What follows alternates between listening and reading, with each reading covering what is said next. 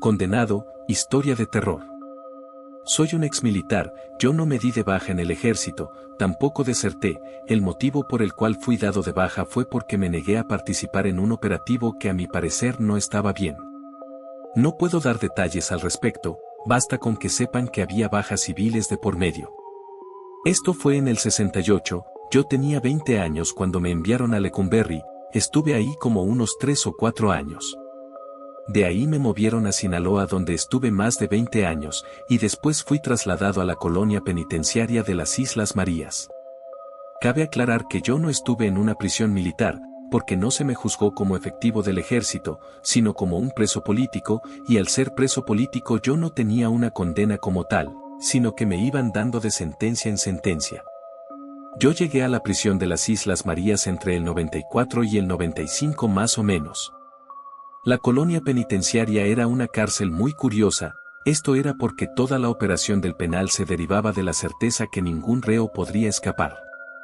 Al menos no vivo, quizás salir de la isla no era imposible, pero alcanzar tierra firme nadando, definitivamente no era posible. Así que partiendo de ese principio, toda la seguridad del centro se manejaba de una manera completamente diferente a cualquier otra prisión. Al ser un lugar tan viejo y estar prácticamente a mitad de la nada, y rodeado por decenas de kilómetros, era de esperarse que tuviera un montón de leyendas extrañas. Y ciertamente se decían bastantes cosas, pero a mí solo me constan 3, son las únicas de las que yo puedo dar testimonio que se ocurrían, y que no se trataban solo de habladurías de los reos y sus familias. La primera experiencia peculiar que tuve, ocurrió una tarde-noche mientras realizábamos trabajos. Estábamos varios presos y quien nos custodiaba, de pronto empezamos a escuchar que alguien estaba cantando. Yo, que era de los más nuevos, me giré extrañado, tratando de averiguar de dónde provenía aquella voz. Era una voz masculina, bastante bien afinada, aparte el canto estaba acompañado por una guitarra.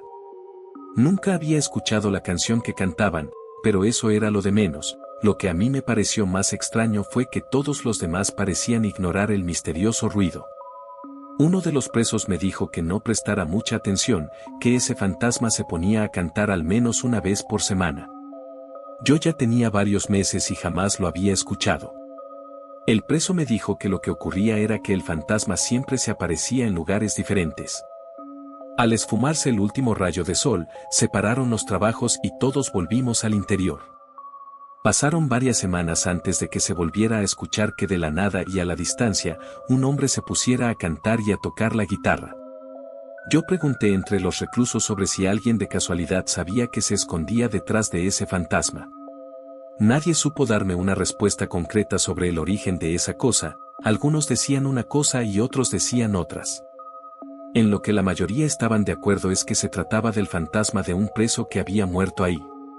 Él, en vida, había sido una especie de músico ranchero, se contaba que siempre andaba con una guitarra y le gustaba entretener a sus compañeros cantando.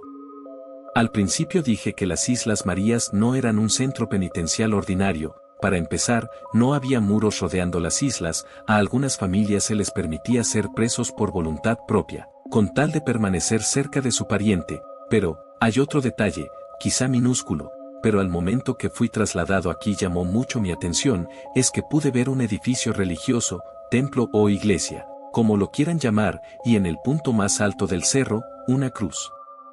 No sabría explicarles por qué, pero aquello me hizo sentir diferente, no me sentía como cuando había estado en Lecumberri, sí, claramente seguía preso y me quedaban muchos años, pero no me sentía mal. Hago mención de todo esto, porque en una ocasión, mientras trabajaba, yo estaba moviendo algo de un lugar a otro, y en el trayecto pasé por enfrente del edificio religioso. Otros presos estaban pintando las puertas y pues estaban abiertas. Al girarme para saludar a un amigo que estaba pintando, pude ver que en el interior había 2 personas, ambas estaban de espaldas, y parecía como si estuvieran platicando o rezando. Así quedó. En otra ocasión, de noche, se escucharon pasos en uno de los pasillos, esos pasos se fueron acercando hacia donde yo me encontraba, sonaban cada vez más cerca, hasta que pude ver un par de sombras que pasaron de largo y el sonido de los pasos se alejó con las sombras. Pues resulta que 1 o 2 años antes de que yo fuera trasladado a las Islas Marías, los restos de un cura habían sido enterrados en el panteón del lugar. Eso se había hecho así por petición del mismo sacerdote, porque, según me contaron, él mientras había estado preso se hizo de un amigo que murió asesinado por otros presos, entonces el cura pidió ser enterrado junto a su amigo. Varios reclusos ya habían reportado ver a un cura, y acompañado de otra persona, y también algunos habían presenciado esas sombras que hacían ruido al pasearse por el complejo. Y como eso empezó a ocurrir luego de que el cadáver del cura fuera puesto en el cementerio, pues se asumió que se trataba del fantasma de él y de su amigo. Esos dos no eran los únicos fantasmas, de vez en cuando se podían ver sombras que salían del agua al caer la noche. Nunca se acercaban, solo se quedaban paradas en la costa, como mirando hacia adentro, vigilando, al pendiente de que nadie intentara huir nadando. Creo que esas pobres almas en pena eran de aquellos que habían perdido la vida en el fondo del mar. Una vez escuché a un par de custodios hablar sobre reclusos que habían muerto de formas misteriosas cerca de la costa, inclusive mencionaron algo sobre que antes había ocurrido que habían encontrado cuerpos en las otras dos islas que no estaban habitadas. Yo estaba haciendo el aseo cerca de donde estaban ellos, por eso pude escuchar, porque cuando quise preguntar a otros reos nadie sabía absolutamente nada del tema. Pasaron varios años, las cosas paranormales se repetían con relativa frecuencia, no del diario, pero no había nada nuevo, hasta que un día se encontró en el cerro a una mujer ahorcada. Ella era prisionera en las islas. El reporte oficial fue que ella misma se había quitado la vida por un fuerte y repentino episodio depresivo, lo cual, a mí y a otros reos, nos pareció extraño, porque la noche que se supone que se mató, había acudido a una especie de, llamémosle convivio, por decir algo. Y se le vio muy alegre, así que, al menos a mí, no me hacía sentido que esa misma noche que había estado bailando, se quitara la vida.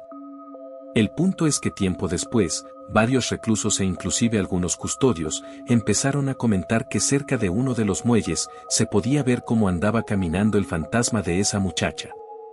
Ese camino por el que decían que se estaba apareciendo conectaba con el cerro, así que en realidad sí hace sentido que se aparezca ahí, pero lo que no cuadra, es que se supone que murió ahorcada en el cerro. Debería aparecerse en el cerro, no en el camino del muelle.